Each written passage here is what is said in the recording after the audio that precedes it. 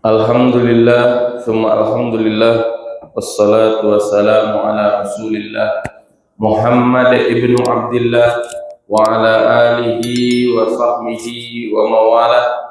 Ashhadu an la ilaha illallah wa ashhadu anna Muhammadan abduhu wa rasuluh, la nabiyya wa la rasula ba'dah, amma ba'd.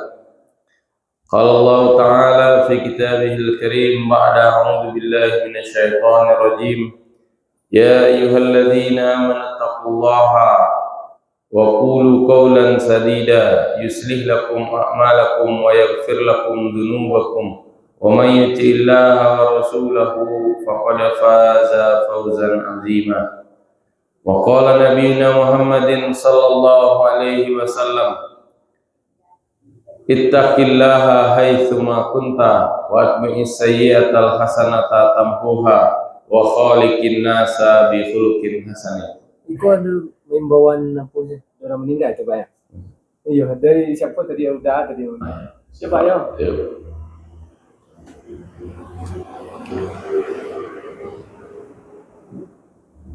Qala Rasulullah sallallahu alaihi wasallam, ittaqillaha haitsuma kunta wa atbi'is sayyi'atal hasanata tamhuha wa khaliqin nasa bi khuluqin hasan.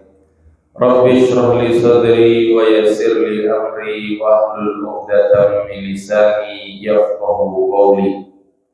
Asbahna ala fitratil Islam wa kalimatil ikhlas wa ala dini nabiyina Muhammadin sallallahu alaihi wasallam wa ala millati abina Ibrahim hanifa wa ma kana minal musyrikin. Bapak, ibu-ibu yang dimuliakan oleh Allah Subhanahu wa taala, bagaimana kabarnya subuh ini? Sehat? Alhamdulillah rabbil alamin. Semoga kita dalam lindungan Allah dan semoga kita terus berada diberi taufiknya Allah Subhanahu wa taala, terutama dalam menjalankan ibadah-ibadah yang telah Allah wajibkan kepada kita. Semoga kita bagian dari orang-orang yang Allah muliakan. Karena betapa banyak orang yang tinggal di samping musholla, tinggal di samping masjid, selalu mendengarkan azan kanan kiri depan belakang, tapi juga belum kunjung datang menuju masjid untuk menjalankan perintah Allah. Semoga Allah bukakan hatinya, semoga Allah mudahkan langkahnya menuju masjid yang dimuliakan oleh Allah Subhanahu wa taala. Padahal hampir di setiap sholat itu punya keutamaan, terutama lagi di sholat subuh ini. Kalaulah direnung-renungi betul, tentu kalau seandainya setiap orang itu paham betul tentang fadilah keutamaan sholat wajib ini, terutama sholat subuh ini, nampak betul Allah lihatkan betapa besarnya pahalanya, pastilah dia datang ke masjid ini. Maka dalam hadis disebutkan, merangkak pun dia rela berangkat menuju masjid. Seandainya dia paham betul keutamaan pahala yang Allah berikan kepada orang-orang yang berangkat ke masjid sholat jamaah untuk menunaikan sholat subuh berjamaah ini. Tapi memang sengaja Allah rahasiakan. Tapi setidaknya sudah Allah kasih tahu, kasih kabar betapa besar pahalanya. Tapi tidak Allah tampakkan, agar menjadi hikmah bagi kita semua, agar menjadi iman bagi kita. Beriman betulkah kita kepada Allah Subhanahu wa taala? Betulkah iman kita kepada Allah itu dengan benar-benar iman? Nah, ini Allah uji kita. Maka kita lihat hasilnya. Tidak banyak ternyata yang beriman betul dengan Allah Subhanahu wa taala. Hanya baru sebatas di lisan. Sementara kita seorang muslim, iman itu ketika kita membenarkan dengan hati, mengucapkan dengan lisan, dan mengamalkan dengan anggota badan. Itu iman. Kalau iman hanya di hati, iblis pun beriman. Iblis beriman kepada Allah. Kalau cuma di dalam hati, tapi dia tidak mau mengerjakan apa yang diperintahkan oleh Allah. Maka ini bantahan kepada orang-orang yang sholatnya hanya mengingat saja, tidak melakukan seperti yang dilakukan oleh Rasulullah. Ada orang sholat dia ingat aja, ingat sama Allah udah cukup lah. Nah, ada kayak itu? Nah, ada. Makan dia ingat aja makan. Udah rendang, udah kenyang. Bisa seperti itu? Tidak bisa. Imannya seorang muslim yang berakidah ahlu sunnah wal jamaah adalah iman yang diyakini dalam hati, diucapkan dalam lisan, dan diamalkan dengan anggota badan.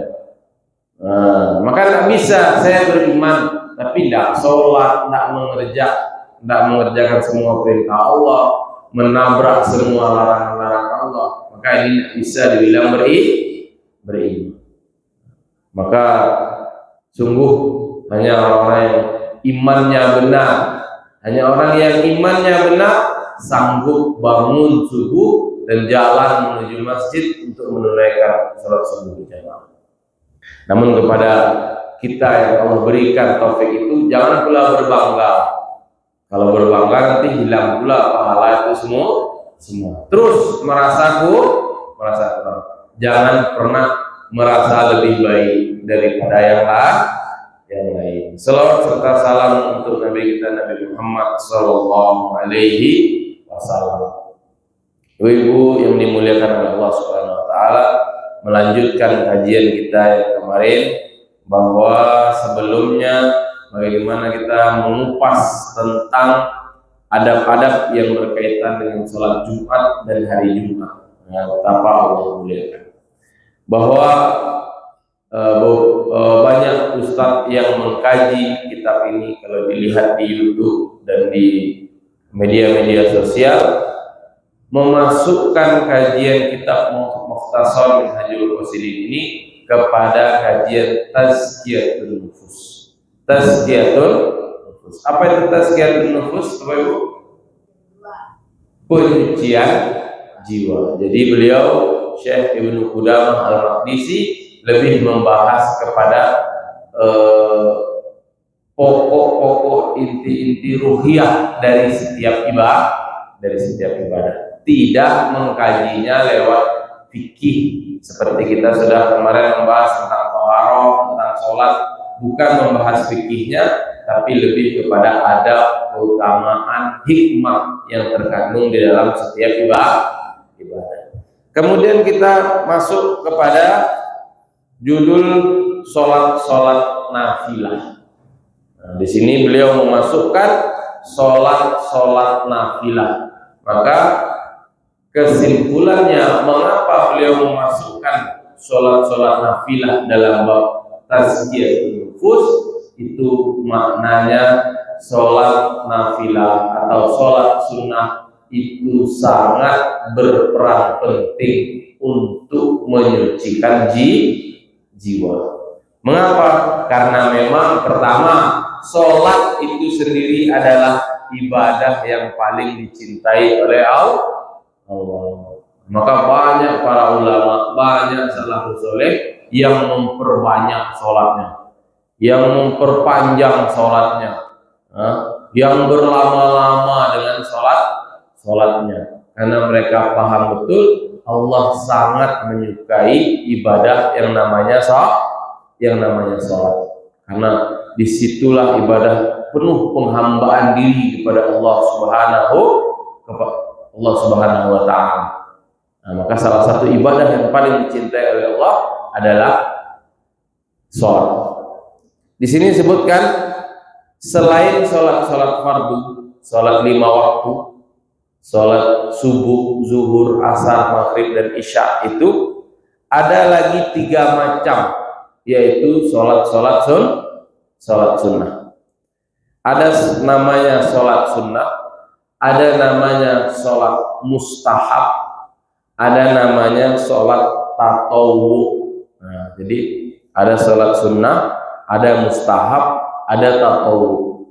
Di sini dijelaskan yang dimaksud dengan sholat sunnah, yang dimaksud dengan sunnah, yang sunnah bukan hanya sholat saja, ternyata bukan hanya sholat saja, tapi yang dimaksud dengan sunnah itu adalah, kalau yang sholat itu adalah sholat-sholat yang diriwayatkan Nabi Muhammad dan beliau terus-menerus melakukannya. Itulah yang disebut dengan sholat sunnah. Dalam hadis disebutkan, yaqulullahu tabaraka wa ta'ala, Allah berfirman dalam hadis qudsinya, ma taqarraba ilayya 'abdi bi syai'in afdalu min ada'i maftaratu alaihi. Nah, tidaklah mendekat seorang hamba kepadaku, kata Allah, dengan sesuatu, mendekat dengan suatu amalan, afdal min ada'i maftaratu alaihi, yang lebih utama daripada sesuatu yang telah aku wajibkan. Paham, Bu? Diulang lagi nih kan, ini mulai kurang fokus nih, butuh fokus ini ya. Tidaklah seorang hamba mendekat kepadaku, kata Allah, dengan sesuatu amalan, mendekat kepada Allah dengan suatu amalan yang lebih Allah cintai daripada seorang hamba itu melakukan apa yang telah Allah wajibkan. Artinya apa? Yang paling membuat seorang hamba dekat kepada Allah dan Allah sangat mencintainya adalah ketika kita mendekatkan diri kepada Allah dengan yang wajib. Karena yang wajib tidak pernah tergantikan oleh yang sunnah. Tidak bisa, pahalanya tidak bisa. Sholat sunnah terbaik apa? Dalam hadis disebutkan sholat sunnah fajar, misalnya 2 rakaat sholat sunnah fajar setelah azan subuh. Rakaatul fajri khairum minad dunya wa ma fiha. 2 rakaat sholat fajar itu lebih baik daripada dunia dan seisinya. Tapi 20 kali sholat fajar tidak bisa menggantikan sholat subuh. Ini harus dipahami. Mengapa? Karena sholat subuh wajib, sholat fajar sunnah. Yang sunnah selamanya nggak bisa menggantikan yang wajib. Tetap yang wajib jauh lebih mulia. Tapi kekurangan yang wajib bisa ditutupi dengan yang sunnah. Tapi untuk menggantikan dia tidak bisa. Maka di situ kata Allah tadi bahwa amalan yang paling mendekatkan seorang hamba kepada Allah adalah amalan-amalan yang sudah Allah wajibkan. Salah satunya adalah sholat 5 waktu. Sholat 5 waktu yang Allah wajibkan. Kalau zakat itu cuma 1 tahun sekali. Haji setahun sekali. Itu pun butuh bagi yang mampu, butuh dana yang besar dan segala macamnya. Puasa setahun sekali yang wajib. Setahun sekali kita menunggunya. Apa yang setiap hari sholat 5 waktu, 5 kali satu hari, ya kan? Karena setiap yang Allah wajibkan, Allah tambah dengan yang sunnah untuk menyempurnakan yang wajib. Sholat ada yang wajib, Allah kasih sholat sunnah, banyak sholat sunnah. Zakat ada yang wajib, ada juga yang sunnah. Namanya sedekah, infak, macam-macam. Haji wajib, ada juga yang sunnah. Apa Bu? Umroh, ya kan? Puasa ada yang wajib, ada juga yang sunnah. Puasa apa itu Bu? Puasa Muharram, puasa Arafah, puasa Daud, puasa Senin, Kamis, banyak untuk menyempurnakan yang wajib. Maka yang paling dicintai oleh Allah sholat wajib. Maka ada hadis yang menyebutkan, ya Rasulullah, coba kasih saya nasihat yang dengan nasihat itu saya sudah cukup dan tidak perlu lagi yang lain. dan itu sudah membuat saya masuk ke dalam surga. Apa kata Rasulullah? Kerjakan yang wajib-wajib, kemudian istiqomahlah. Sudah, itu membuatmu masuk surga. Dia nggak butuh nasihat lain. Karena yang wajib adalah yang paling besar pahalanya dan tak tergantikan oleh yang sunnah. Betapa yang sunnah banyak pahalanya, sholat tahajud, sholat fajar, sholat rawatib, Allah berikan pahala-pahala yang besar. Tapi 10 kali itu, 20 kali itu juga tidak bisa menggantikan yang wajib. Ketika Anda tinggalkan yang wajib, maka dia akan menjadi dosa. Al-wajib, hukum wajib itu adalah ma yusabu ala fi'lihi wa yu'aqabu ala tarkihi. Berpahala mengerjakannya dan meninggalkannya mendapatkan dosa. Bapak Ibu yang dimuliakan oleh Allah Subhanahu wa taala, di hadis itu dilanjutkan wa ma yazalu yataqarrabu abdi ilayya bin nawafil hatta uhibbahu, dan tidaklah seorang hamba mendekatkan diri kepadaku dengan an-nawafil, dengan nafilah, dengan salat-salat sunnah, maka apa kata Allah? Hatta uhibbahu, maka sampai aku mencintai mereka. Jadi yang pertama, cara paling baik mendekatkan diri kepada Allah dengan yang wajib-wajib dan melanjutkannya dengan yang sunnah-sunnah sampai Allah mencintai kita. Maka di sini disebutkan yang dimaksud sholat sunnah adalah yang diriwayatkan dari Nabi dan Nabi terus menerus melakukannya. Itulah sholat sunnah. Di sini disebutkan seperti sholat rawatib sebelum dan sesudah sholat fardu. Sholat rawatib. Tahu ibu-ibu sholat rawatib? Ada berapa jumlah rakaatnya? Semua? 12. Dalam satu riwayat 12, dalam riwayat lain 10. Dalam hadis disebutkan barang siapa yang mengerjakan 12 itu setiap harinya, maka Allah bangunkan rumah dia di surga. Kita di dunia aja dibuatkan rumah, senang nggak, Ibu? Nah, kalau ada datang orang, saya bangunkan rumah untukmu yang besar di dunia ini, bahagia sekali kita. Ini janji Allah, bangunkan surga, bangunkan rumah di surga. Ini berbeda pendapat para ulama. Ada yang bilang satu kali saja dalam satu hari mengerjakan 12 itu Allah bangunkan satu rumah di surga. Nah, gitu. Ada pendapat yang lain, bagi siapa yang merutinkan, merutinkannya, maka dia Allah bangunkan rumah di surga. Nah, maka ada syarat merutinkan. Bagi orang yang merutinkan, dia membiasakan diri merutinkan, namun satu waktu dia terkendala, maka pahala sehingga dia tidak bisa mengerjakannya, maka pahala merutinkan itu tetap Allah berikan. Nah, misal ibu-ibu kita membiasakan sholat sunnah fajar, satu waktu ternyata setelah azan subuh kita sakit perut, masuk WC, keluar WC sudah komat dan tidak bisa mengerjakannya, sementara kita berniat mengerjakannya sebelum-sebelumnya juga kita sudah merutinkannya, maka kata para ulama, Allah pun beri ganjaran walaupun kita tidak mengerjakannya. Begitulah ketika kita merutinkan amal soleh, Allah beri bonus. Ketika kita tidak bisa mengerjakannya karena sebuah uzur, alasan yang jelas, alasan yang syar'i, maka Allah berikan dia pahala tetap mengalir. Karena Rasulullah itu dalam beberapa kesempatan seperti bersafar atau sakit, Rasulullah tidak banyak mengerjakan sholat-sholat sunnah, kecuali sholat-sholat sunnah yang sangat ditekankan saja. Pertama, sholat witir dalam riwayat itu, karena Nabi ketika safar pun tidak meninggalkan sholat witir dan sholat fajar. Kalau yang lain ditinggalkan. Sholat rawatib ditinggalkan. Nah, tapi dalam kondisi-kondisi itu ditinggalkan oleh Nabi.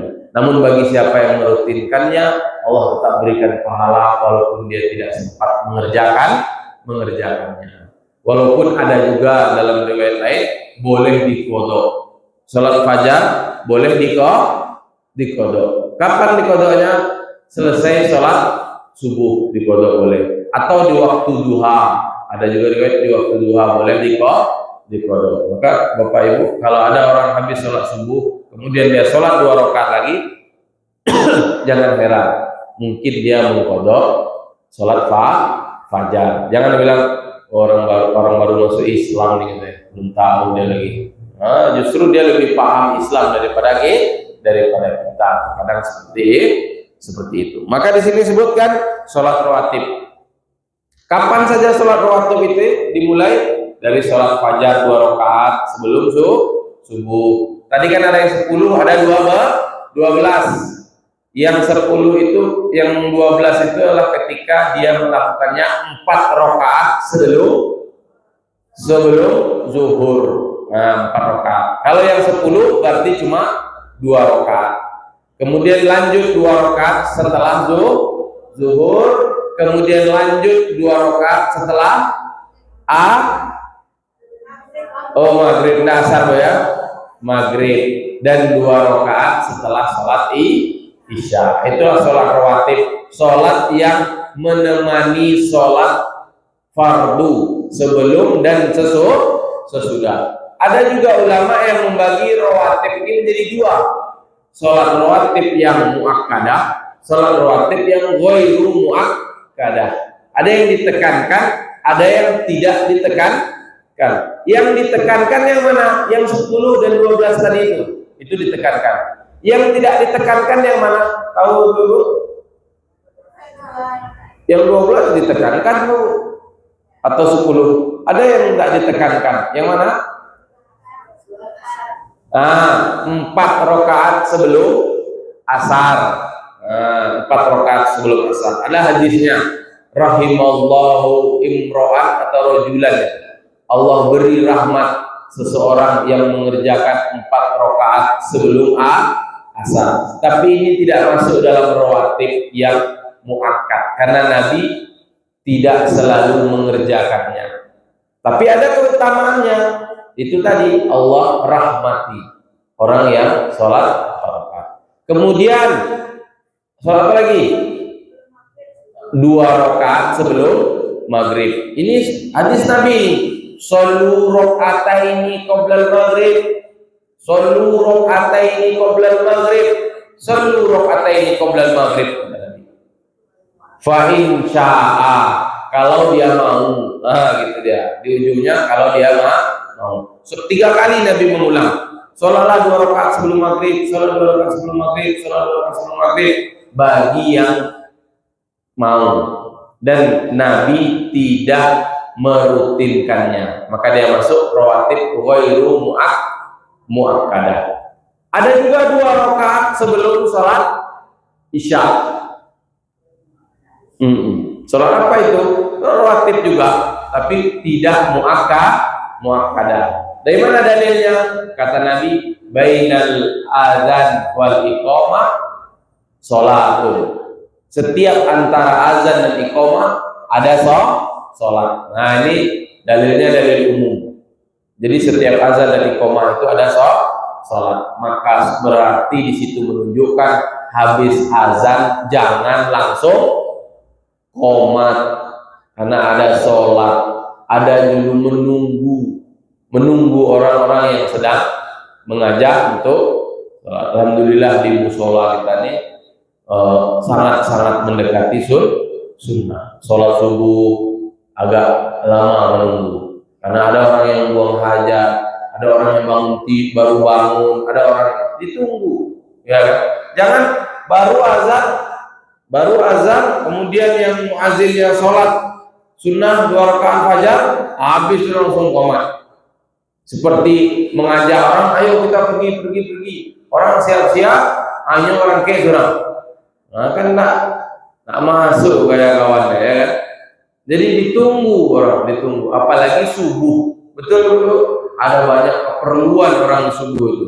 Pertama, apalagi keperluan ke kamar mandi, ya kan? Ditambah lagi orang baru bangun dan segala macamnya. Itu layak untuk ditunggu. Nah, ya sekitar 15 sampai 20 menit. Sayang sekali untuk ditinggalkan sholat subuh.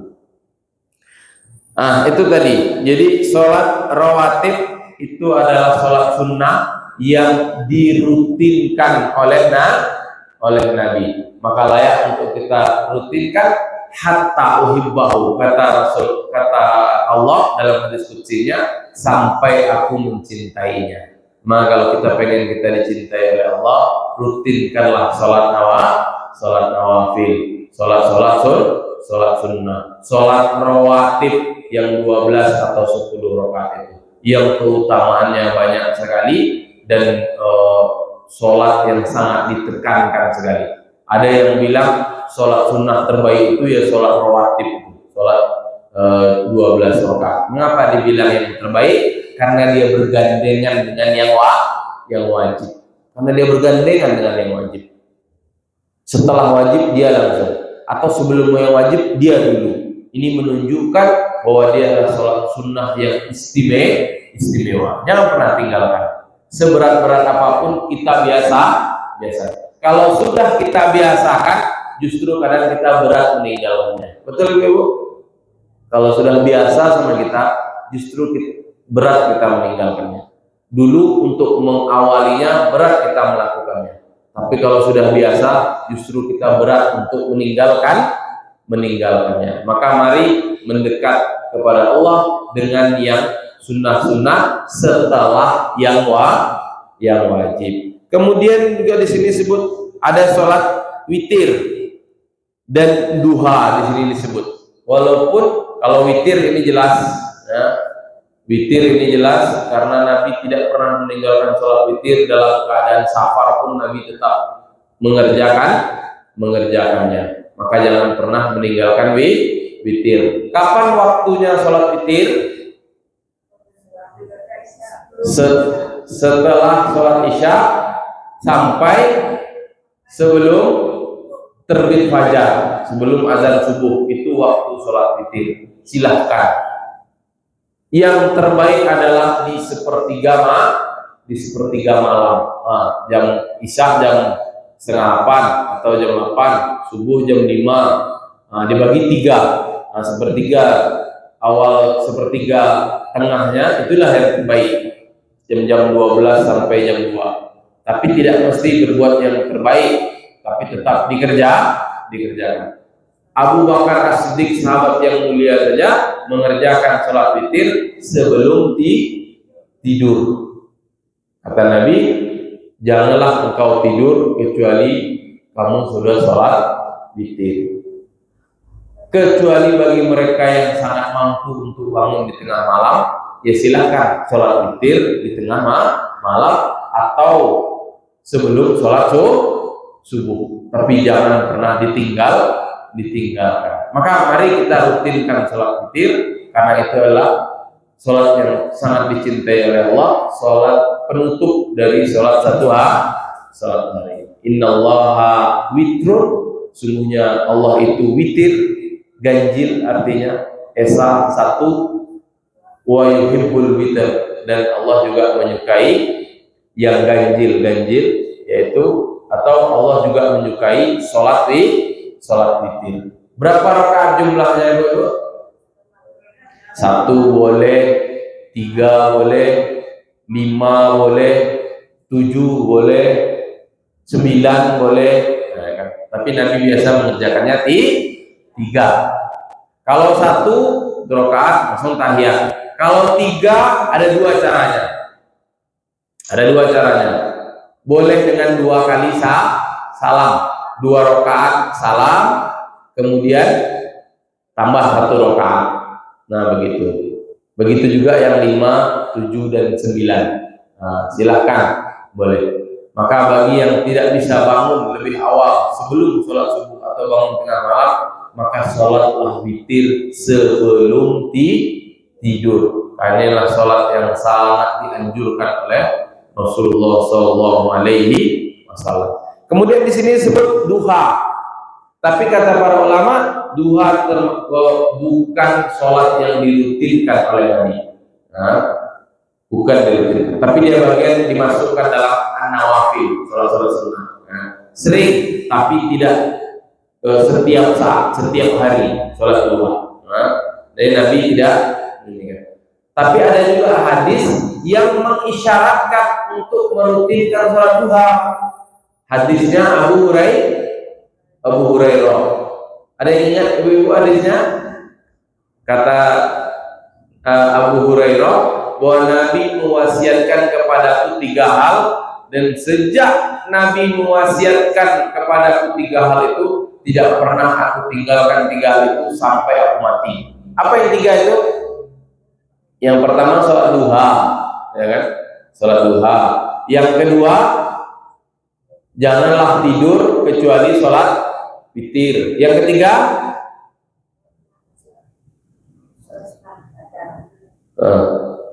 saya pun lupa yang ketiga apa ya? Sholat subuh itu wajib tuh, ya. 2 rakaat fajar atau Allah alam. Penjelas 2 itu ya. Witir sebelum tidur, kemudian jangan pernah meninggalkan sholat sunnah duha. Dalam riwayat Nabi tidak merutinkan duha, tapi dalam isyarat hadis Abu Hurairah ini bahwa duha ini bagian dari sholat sunnah nafilah. Dan beberapa sunnah nafilah yang lain seperti sholat fajar, selain yang disebutkan oleh di buku tadi, yang buku tadi menyebutkan rawatib 12 atau 10 rakaat, kemudian sholat witir, sholat duha, dan sholat fajar. Ini sholat-sholat yang dirutinkan oleh Nabi. Yang tidak pernah tinggal sholat fajar dengan sholat witir. Itu sangat tidak pernah tinggal walaupun Nabi sedang bersafar. Nah, begitu. Kemudian di sini disebutkan yang dimaksudkan mustahab. Mustahab itu artinya dicintai. Jadi yang mau kita baca inilah sunnah, mustahab, dan tatawwu. Ketiga-tiganya maknanya sebenarnya adalah sunnah. Ketiga-tiganya maknanya sunnah. Di sini disebutkan yang mustahab itu secara kalimat artinya yang dicintai. Mustahab itu ialah yang keutamaannya disebutkan dalam riwayat hadis, tapi beliau tidak melaksanakannya secara terus-menerus. Keutamaannya disebutkan dalam hadis, tapi Nabi tidak menjalankannya terus-menerus. Seperti apa? Seperti sholat. Di sini disebutkan seperti sholat saat masuk dan keluar rumah. Sholat 2 rakaat saat masuk rumah, sholat 2 rakaat sebelum keluar rumah. Keutamaannya adalah bagaimana Allah menjaga dia dari ketika sholat 2 rakaat menuju keluar rumah. Keutamaannya adalah dia dijaga oleh Allah dari keburukan-keburukan di luar.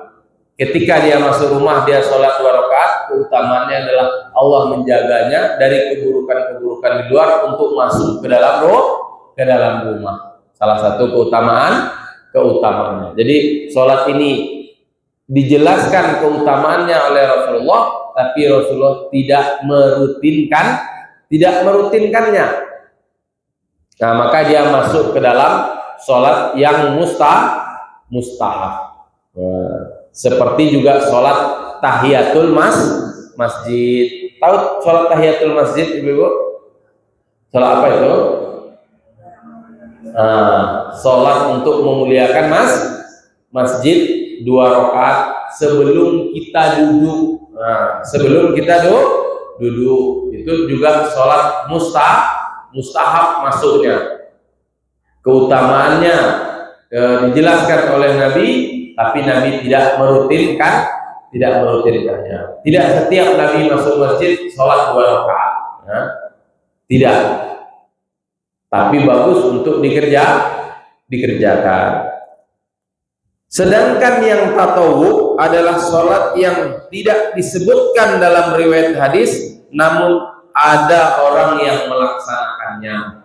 Dia nggak disebutkan dalam hadis, tapi ada yang melaksanakannya. Sholat apa itu Bapak Ibu? Sholat awabin. Ada yang bilang sholat awabin itu adalah sholat duha, ya. Sholat orang-orang yang bertaubat, ya. Sholat yang tidak disebutkan Nabi tapi boleh dilaksanakan disebut sholat tatawu, atau dalam bahasa lain sholat mutlak. Sholat yang tidak terikat dengan waktu dan tempat. Seperti apa? Seperti ya misalnya dia lagi duduk-duduk, daripada mikir yang tidak jelas, daripada ada yang kerjain, sholat aja lah, duduk dia sholat. Nah ini namanya sholat tatawu, sholat mutlak, tidak terikat dengan tempat, tidak terikat dengan waktu. Daripada dia berbuat yang tidak memikirkan yang aneh-aneh, mending dia sholat. Bolehkah sholat seperti itu? Boleh. Niatnya apa? Ya niat saya ingin sholat. Niat ingin sholat untuk Allah Subhanahu Wa Taala. Karena sholat itu amalan yang dicintai oleh Allah Subhanahu Wa Taala. Nah, maka boleh seperti itu. Sholat hajat, itu sholat atau tempat dan waktu tidak ditentu, silahkan, ya. Kemudian kalau sholat tuhur, tahu ibu sholat tuhur, sholat suci, sholat yang dilakukan setelah bersuci, setelah wudhu dia sholat 2 rakaat, itu namanya sholat tuhur. Itu juga tidak ditentukan waktu dan tempat. Habis wudhu sholat 2 rakaat. Ini sholat yang dirutinkan oleh sahabat Bilal bin Rabah. Sholat yang dirutinkan oleh Bilal bin Rabah. Bilal bin Rabah itu adalah salah seorang sahabat yang menjaga wudhunya, dan setiap habis wudhu dia sholat 2 rakaat, sholat tuhur, sholat suci, sholat setelah bersuci. Sampai Nabi pernah mendengar suara terompah Bilal di surga.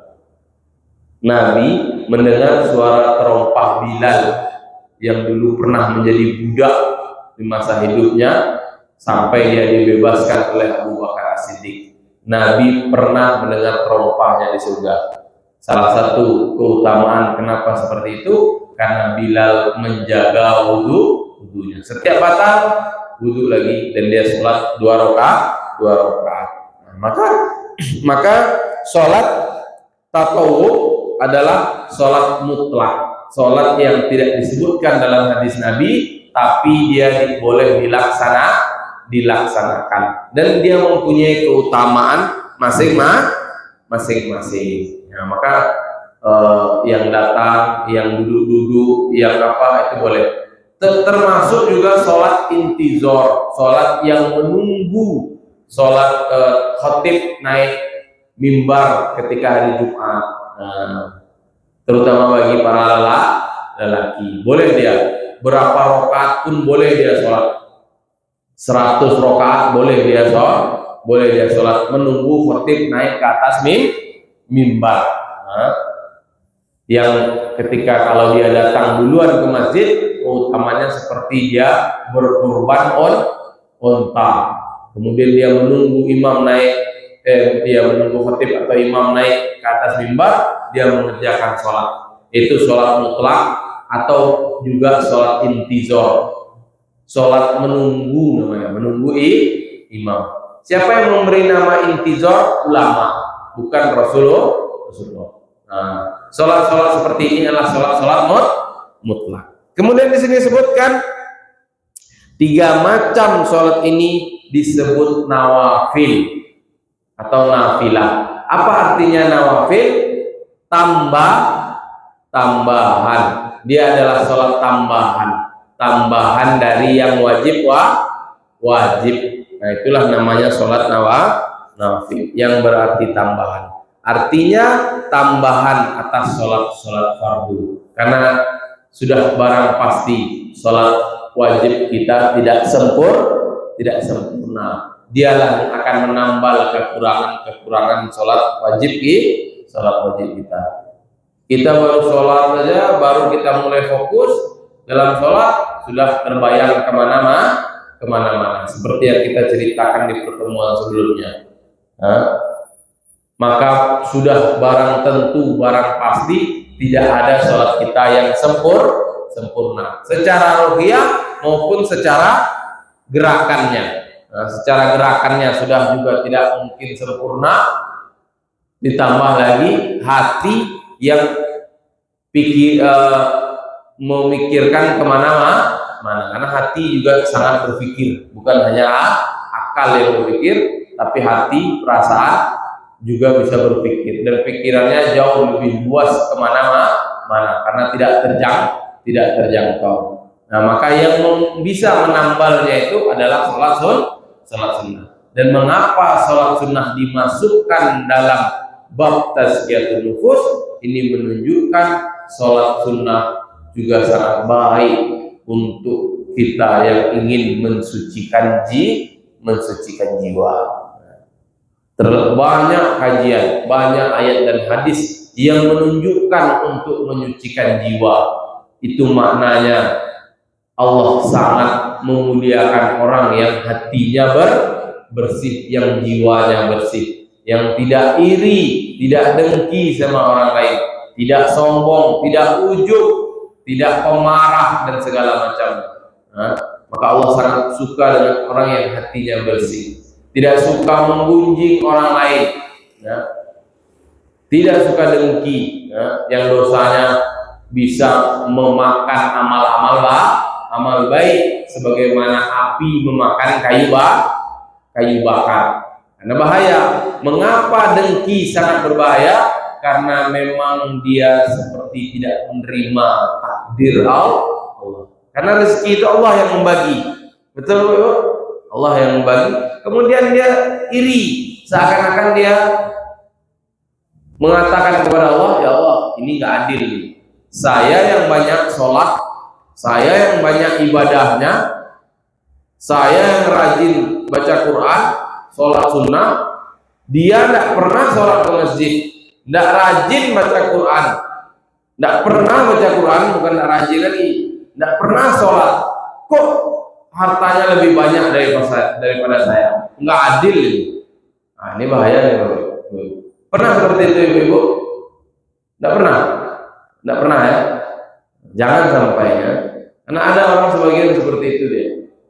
Karena perkara harta bukan perkara bukan terkait masalah sholat. Mau sholat kita ribuan rakaat tiap hari pun tidak jamin kita menjadi orang kaya raya, karena nggak ada hubungannya, tidak ada hubungannya. Karena Allah hinakan dunia, harta bagi Allah itu tidak ada harganya. Dalam ayat Al-Quran disebutkan, seandainya dunia dan seisinya ini di mata Allah senilai dengan sebelah sayap nyamuk, pernah Ibu megang sebelah sayap nyamuk? Nggak terpegang lagi dah, ya kan? Seandainya dunia ini harga nilainya sama di sisi Allah dengan sebelah sayap nyamuk, maka orang-orang kafir itu nggak dikasih minum sama Allah, ya kan? Itu maknanya dunia ini tidak ada harganya. Dunia ini hanya main. Maka jangan kita timbang ibadah kita dengan pendapatan kita di dunia, karena itu tidak ada kaitannya. Jangan kemudian beranggapan kalau kita sholat, taubat, berzikir, baca Quran, kemudian tiba-tiba kita kaya raya. Tidak, karena tidak ada kaitannya. Dan kaya pun juga tidak menjamin seseorang hidup bahagia. Banyak orang kaya matinya bunuh diri, banyak orang kaya yang hidupnya tersiksa, banyak. Justru banyak pula orang miskin yang hidupnya bahagia, ya kan? Karena kata Nabi, barang siapa yang bangun di pagi hari dalam keadaan aman, punya rizki makanan untuk dimakan pada waktu itu, aman, punya rizki, punya tempat tinggal, maka seakan-akan dunia dikumpulkan kepada dia. Ya kan? Udah orang paling bahagia ya. Sehari itu dia aman, dia bisa ibadah sesukanya, dia bisa makan. Sehari itu saja, itu seakan-akan dunia sudah dikumpulkan kepadanya. Nah, maka perkara ini tidak ada kaitannya dengan harta kekayaan. Karena bagi Allah harta di dunia itu nilainya sangatlah hina di sisi Allah. Maka bagi orang yang beriman, ketika Allah titipkan harta kekayaan, maka dia gunakan harta kekayaannya itu untuk menyebarkan dakwah Islam, bukan untuk berfoya-foya. Maka tentang macam-macam sholat nawafil dan keutamaannya sudah banyak disebutkan dalam berbagai kitab fikih dan kitab-kitab lainnya. Kemudian waktu-waktu yang dilarang untuk menunaikan sholat. Tapi ini sudah jam 6:24. Nah, sudah masuk syuruk ya. Nah, sudah masuk syuruk. Tapi ketika masuk syuruk, maka tunggulah agak 10-15 menit. Jangan ketika masuk syuruk langsung sholat syuruk. Sholat syuruk jam berapa ya, Bu? Hah? Jam 6:17 sekarang 18. Nah, jangan langsung sholat syuruk. Mengapa? Karena ini termasuk nanti yang akan kita kaji adalah waktu-waktu yang dilarang mendirikan sholat. Salah satunya adalah ada 3 waktu yang dilarang sholat, ya kan? Ketika terbit matahari, ketika matahari tepat di atas kepala sebelum dia tergelincir dikit itu, dan ketika habis sholat asar sampai menjelang maghrib. Nah, mengapa pagi ini kita dilarang sholat? Karena ketika matahari terbit itu dia terus diikuti dengan tanduknya setan. Dia diikuti dengan tanduknya setan, maka jangan sampai kita sholat. Mengapa? Karena seakan-akan nanti kita sholat menyembah tanduknya setan. Tapi tunggulah dia, karena ketika matahari itu tambah terang, maka setan itu juga tambah pergi. Nah, maka kata para ulama, jangan ketika masuk waktu syuruk langsung sholat, tapi tunggu agak 10-15 menit barulah sholat syuruk. Begitu ibu-ibu ya. Insya Allah kita nanti masuk ke materi waktu-waktu yang dilarang mendirikan sholat sedikit sebenarnya, baru kita masuk ke pasal ketiga, zakat dan rahasianya.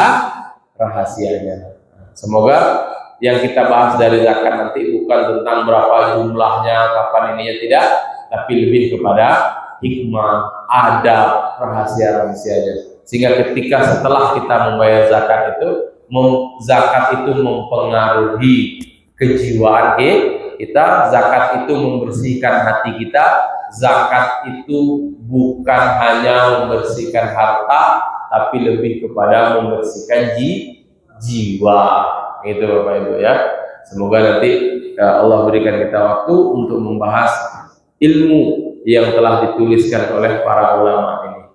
Baik, itu saja yang dapat kami sampaikan. Kurang lebihnya mohon maaf. Kami tutup dengan doa kafaratul majlis. Subhanaka Allahumma wa bihamdika asyhadu an la ilaha illa anta astaghfiruka wa atubu ilaik. Assalamualaikum warahmatullahi wabarakatuh.